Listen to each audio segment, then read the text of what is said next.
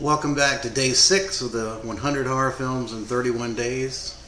I got another 2 films in. Even though I've been traveling, I managed to still at least get 2 in each day. First up is the classic, the masterpiece, 1964's Kwaidan by Kobayashi. What an amazing anthology this is. 4 stories.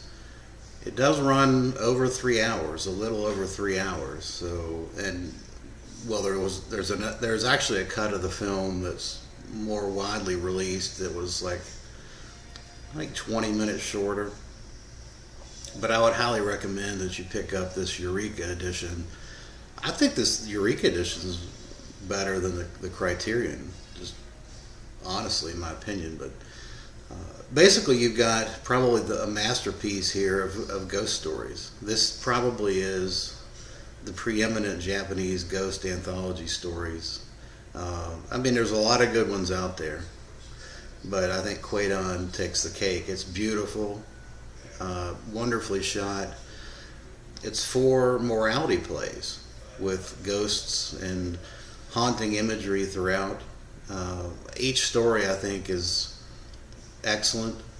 I think the Snow Witch is most people's favorite, but quite honestly, I think the last story about the fellow that essentially plays the song of a war between 2 samurai factions, and then he gets his body covered in this storyline. He gets his entire body scripted on and drawn on to protect himself from the ghostly samurai. That one's a little long, but I thought the payoff was great. I mean, all 4 stories are fantastic.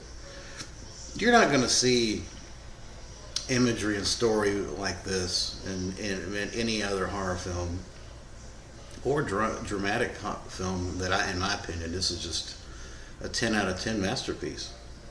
What can I say?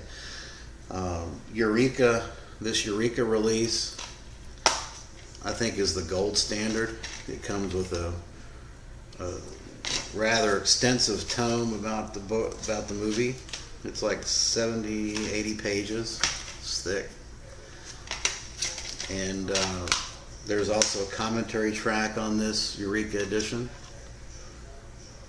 I've watched the film a couple times with the commentary track, and it's excellent. I mean, it's an investment of time, though. It's 3 hours, so I mean, when you consider I watched 2 movies today, one was 3 hours, it cut me some slack.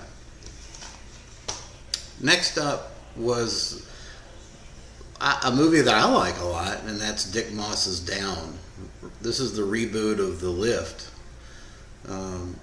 1983's The Lift, which was a Dutch film by Dick Moss.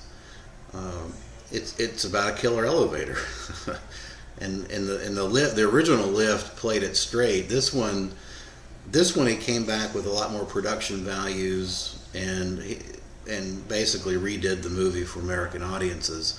It's got Michael Ironside, Ron Perlman, Naomi Watts in it, and I think it's fun. I think it's as good as the first film.